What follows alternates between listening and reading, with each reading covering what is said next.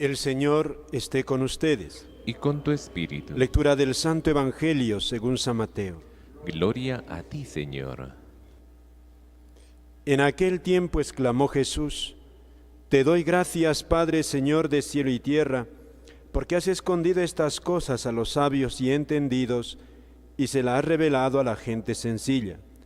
Sí, Padre, así te ha parecido mejor. Todo me lo ha entregado mi Padre, y nadie conoce al Hijo más que el Padre, y nadie conoce al Padre sino el Hijo y aquel a quien el Hijo se lo quiera revelar. Venid a mí todos los que estáis cansados y agobiados, y yo os aliviaré. Cargad con mi yugo y aprended de mí, que soy manso y humilde de corazón, y encontraréis vuestro descanso. Porque mi yugo es llevadero y mi carga ligera. Palabra del Señor. Gloria a ti, Señor Jesús. Pueden tomar asiento. Amados hermanos en nuestro Señor Jesucristo y María Santísima, nuestra Madre, el día de hoy celebramos la solemnidad del Sagrado Corazón de Jesús, una fiesta litúrgica que aparece en la Iglesia gracias a esa intervención maravillosa de Dios en la historia, así como la solemnidad del Corpus Christi empieza en la Iglesia a celebrarse gracias a un milagro eucarístico. Hace ya más de 1000 años el Papa se entera de ese milagro y entonces el Papa decide empezar a celebrar esa fiesta. Y así poco a poco se va extendiendo para toda la Iglesia. Y hoy por hoy la celebramos en toda la Iglesia con todo lo que significa esta gran fiesta en que se ha hecho tan popular. Y también esta fiesta del Sagrado Corazón de Jesús.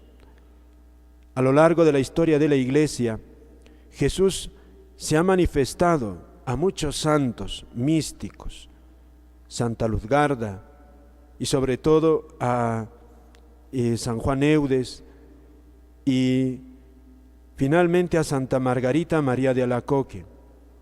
También, por ejemplo, a San Pedro Canicio, también va a tener como unas revelaciones privadas. Y sobre todo es con Santa Margarita María de Alacoque que llega como a un culmen.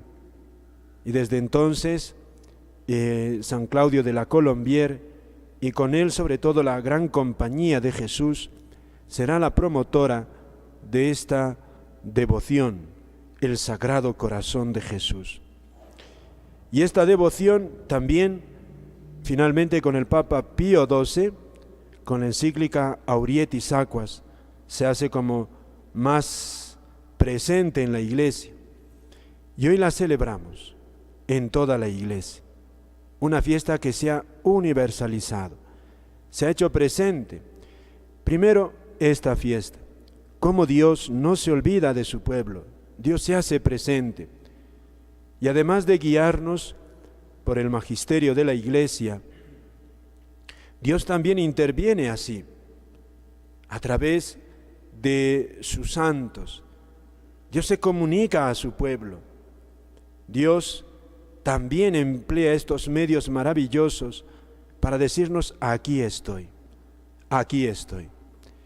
Y con Santa Margarita María de Alacoque, el corazón de Jesús se aparece en primer lugar para consolar al corazón cristiano, para decirle que no tema, que no desconfíe de Dios, que nunca deje entrar en su corazón la desconfianza. Cuando se aparece a Santa Margarita en la Iglesia, se vive en esa época intensamente, se ve una experiencia del jansenismo. Los jansenistas eran como una corriente que se estaba introduciendo en la Iglesia y hacían la vida cristiana, la hacían muy difícil, excesivamente puritana. Se exigía una grandísima preparación, por ejemplo, para recibir la primera comunión. y eso ya a los 13, 14, a veces a los 15 años, recién recibían los niños la primera comunión. Y luego para recibir a Jesús en la Eucaristía debías prepararte demasiado, y así solamente una vez al mes, y para hacerlo con más frecuencia necesitabas un permiso especial de tu confesor, y para poder confesarse una gran exigencia. Y entonces esto como que ahoga la confianza, como que te hace ver a un Dios demasiado exigente. Entonces se aparece el corazón de Jesús a Santa Margarita María de Alacoque, y es todo lo contrario. ¿Qué le dice el corazón de Jesús a Santa Margarita María de Alacoque y con ella a toda la iglesia? Le promete que aquellos que comulguen 9 primeros viernes de mes seguidos, les promete la salvación. Con esa promesa, ¿qué nos está diciendo? Es que Dios está comprometido con nuestra salvación. No es difícil salvarse si nosotros realmente ponemos nuestra confianza en Jesús a través de esta devoción al corazón de Jesús. Fíjate, 9 primeros viernes nada más, y entonces ya está hecha tu salvación. Con esto no quiere decir que eso es ya magia, no. Después de los 9 primeros viernes no significa que uno debe darse a la vida y a la vida de pecado, no, sino quiere decirnos que, fíjate, la nota dominante en la vida del cristiano tiene que ser la confianza en Dios. Haces tú con la gracia de Dios lo que puedes, no desesperes jamás de Dios. Si has hecho lo que has podido, con la gracia de Dios, confía, haz lo que puedas.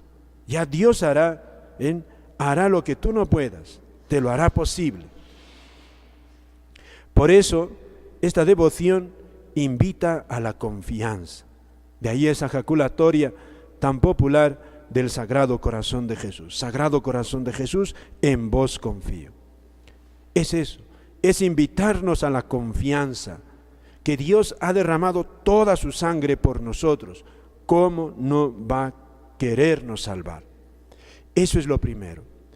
Y lo segundo, el corazón de Jesús es una invitación a repararle. ¿Por qué? Porque es un amor abandonado. Y aquí está una faceta, queridos hermanos, que hoy quizá no nos damos cuenta. Es un Dios que sufre. Es un Dios que está dolido porque su pueblo le abandona. No pone su confianza en Él. Para santificarse incluso las almas, no pone su confianza en Él, sino en sí mismos. Y incluso este mensaje es mucho más actual, mucho más actual. ¿Cómo sé yo que confío en Dios? Cuando pones los medios, cuando buscas tu salvación poniendo los medios que Dios te aconseja, que Dios te dice por ahí. Es decir, ¿cómo sé yo que confío en un médico? Cuando tomo las medicinas que el médico a mí me aconseja. ¿Cuándo sé yo que confío en Dios? Cuando tomo las medicinas espirituales que Dios me ha aconsejado. ¿Y cuál es la medicina espiritual que Dios ha aconsejado al mundo? A través del corazón de Jesús, lo primero, la confianza en Él. Cuán pocos confían. La frecuencia de la Eucaristía, cuán pocos lo hacen. Cuán pocos. La confesión frecuente, cuán pocos lo hacen. Cuán pocos. Y eso le duele a Dios. Y ha hecho estas maravillas de aparecerse a sus santos y de dejarnos incluso ya por medio de la Iglesia, el magisterio oficial, esta encomienda de su corazón. Y le duele. Y le duele. Le duele que le abandonen. Por eso Dios pide reparación. Y aquí también otro tercer punto que brota de este primero. Si confiamos en Él, si ponemos toda nuestra confianza en Él, si creemos que Él puede cambiar el mundo, cambiar nuestra vida. La queja del corazón de Jesús desde hace ya, digamos, desde Santa Margarita, ya casi 4 siglos, ¿cuál es? Y es que, queridos hermanos, son poquísimos cada vez más, los que se dedican a la obra del corazón de Cristo. ¿Cuál es esa obra? La salvación eterna de los hombres. Pocos apóstoles hay que se dediquen a regar con la sangre de Cristo a los hombres, a este mundo que necesita esta sangre divina. La sangre que ha derramado Cristo en el Calvario está como contenida y no hay quien lo riegue, quien lo lleve a las almas que están de suyo necesitadas de esta sangre divina. Dicho de otra manera, pocos hay que se interesen por la causa de Cristo. Pocos se dedican de las preocupaciones del corazón de Dios. Pocos, queridos hermanos, hay que se dediquen a las cosas de Dios. El corazón de Jesús, si mal no recuerdo, alguna vez le dijo a esta gran santa: ocúpate de mis cosas, yo me ocuparé de las tuyas. Eso es confiar en Dios. ¿Cuáles son las cosas de Dios? ¿Cuáles son los intereses de Dios desde hace 2000 años? Que nos grita Jesús desde el sagrario, que nos grita Dios desde lo alto. ¿A qué ha venido Jesucristo a la tierra? Ha venido a buscar la salvación eterna de los hombres. Y la gran pregunta del corazón de Jesús: ¿cuántos apóstoles hay que se dediquen de veras a buscar la salvación eterna de sus hermanos? Ese es el dolor del corazón de Jesús. Pocos hay, muy pocos, que se dediquen de sus intereses. ¿Y está su sangre para salvar a los hombres? Y a 2000 años, queridos hermanos, a veces podemos ver como que el mundo no ha sido salvado. No porque no haya muerto Cristo, sino porque no hay apóstoles que se dediquen a esta gran obra. Y esto es el dolor de Jesús, el gran dolor del corazón de Jesús. Que los hombres se condenan, caminan camino de perdición, la sociedad se va hundiendo cada vez más. ¿Por qué? Porque precisamente quizá los que están más cerca de Él no lo dan a conocer, no dan a conocer su mensaje. Y más, y para nosotros, sobre todo, no confiamos del todo en Él. No confiamos, no ponemos nuestra confianza en Él, en amarle a Él, en dedicarnos enteramente a Él. Por eso hoy día, queridos hermanos, quisiera animarles a olvidarnos de nosotros mismos. La confianza incluye eso, confiar en otro, como en el médico que te dice toma el medicamento, y puede saberte desagradable la medicina, pero tú no obedeces a ese disgusto, tú tomas la medicina. Eso es confiar. Y lo mismo el corazón de Jesús. Nos dice, tú dedícate a mis cosas, yo me dedicaré de las tuyas. Primero por eso. Primero para eso, queridos hermanos, ¿cuáles son los intereses de Dios? Si es la salvación de los demás, lo primero, para poder salvar a los demás, capacitarse uno. ¿Cómo? La oración frecuente, ese trato de amistad diario con Dios, el hacerse cada vez amigo de Dios, el frecuentar la Eucaristía con frecuencia, el comulgar. Segundo, y es cuánto dedicas de ti a salvar a los demás. ¿Cuánto? Pídele al corazón de Jesús que te encienda ese deseo de servirle a Él, porque Dios hoy por hoy, queridos hermanos, sufre porque todo el bien, todo el tesoro que ha dado a su iglesia, a veces puede parecer como que ha quedado encerrado, cuando lo tenemos para derrocharlo y darlo a los demás.